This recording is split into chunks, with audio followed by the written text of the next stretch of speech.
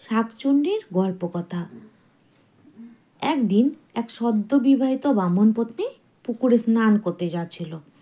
ওই পুকুর পাড়ে ছিল একটা কদম গাছ, আর সেই গাছে বাস করত এক শাকচুন্নি। ব্রাহ্মণ পত্নীকে আসতে দেখে সে সাদা কাপড় পরে রাস্তায় দাঁড়িয়ে রইল। ব্রাহ্মণ পত্নী শাকচুন্নিকে অতিক্রম করে যাওয়ার সময় অসাবধানতায় তার শাড়ির আঁচল শাকচুন্নির গায়ে লাগলো। আর যায় কোথায়, শাকচুন্নি তেলে বেগুনে জ্বলে উঠল। ব্রাহ্মণ পত্নীকে পাজাকোলা করে কদম গাছের গহ্বরে বন্দি করে রাখল। নিজে ব্রাহ্মণ পত্নীর বেশে ব্রাহ্মণের বাড়িতে উপস্থিত হলো। থাকার মধ্যে ব্রাহ্মণের বাড়িতে বৃদ্ধা মা আর সদ্য বিবাহিত বউ। নতুন বউয়ের সঙ্গে বৃদ্ধার সব সময় খিটিমিটি লেগে আছে। মেয়েটা চটপটি নয়, কিন্তু সেদিনের পর থেকে বৃদ্ধা খুব খুশি, হাঁপ ছেড়ে বাঁচল। মনে মনে ভাবল, যাক, এতদিনে তাহলে বৌমার সুমতি হয়েছে। একদিন বৃদ্ধা উঠোনে বসে রান্না করছিল। ছদ্মবেশী শাকচুন্নি বারান্দায় বসে চাল ঝাড়ছিল। বৃদ্ধা বলল, বৌমা, ভাড়ার ঘর থেকে একটা বাটি এনে দেবে? ছদ্মবেশী শাকচুন্নি বলল, দিচ্ছি মা। এই বলে শাকচুন্নি বারান্দা থেকে হাত বাড়িয়ে ভাড়ার ঘর থেকে বাটি তুলে দিল। ভেবেছিল বুড়ি চোখে কম দেখে, কিছুই দেখতে পাবে না। বুড়ি কিন্তু সব দেখতে পেয়েছিল। এই কাণ্ড দেখে আতঙ্কে সে প্রায় জ্ঞান হারায়।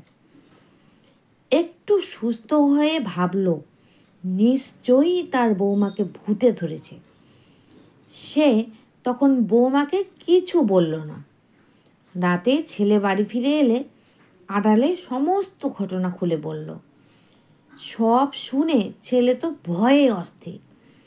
ছেলে মাকে সান্ত্বনা দিয়ে বলল, ভয় পেলে চলবে না। যদি জানতে পারে ভয় পেয়েছি, ঘাড় মোটকে চলে যাবে। কয়েকটা দিন চুপচাপ লক্ষ্য করতে হবে, তারপর যা করার করা যাবে।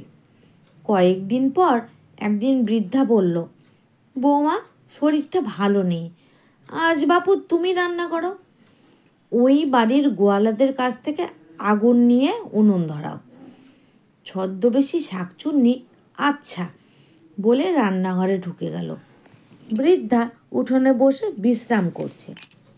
অনেকক্ষণ পর বৃদ্ধা ভাবল, কই, তার বৌমা তো আগুন নিয়ে এলো না।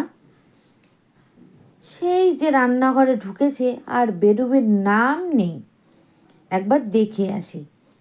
এই ভেবে বৃদ্ধা রান্নাঘরের জানালায় চোখ রাখতেই হতবাক হয়ে গেল। দাউ দাউ করে উনুন জ্বলছে।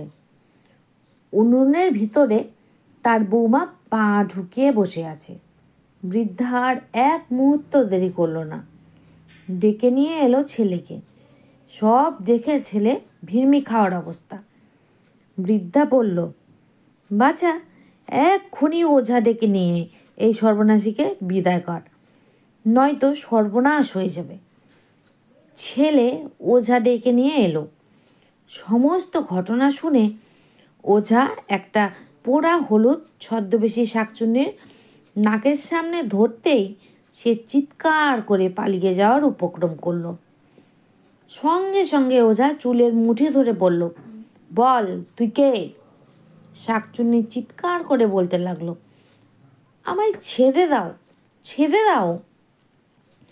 ওঝা একটা ঝাঁটা নিয়ে মারতে লাগলো আর বিড়বিড় করে মন্ত্র পড়তে লাগলো।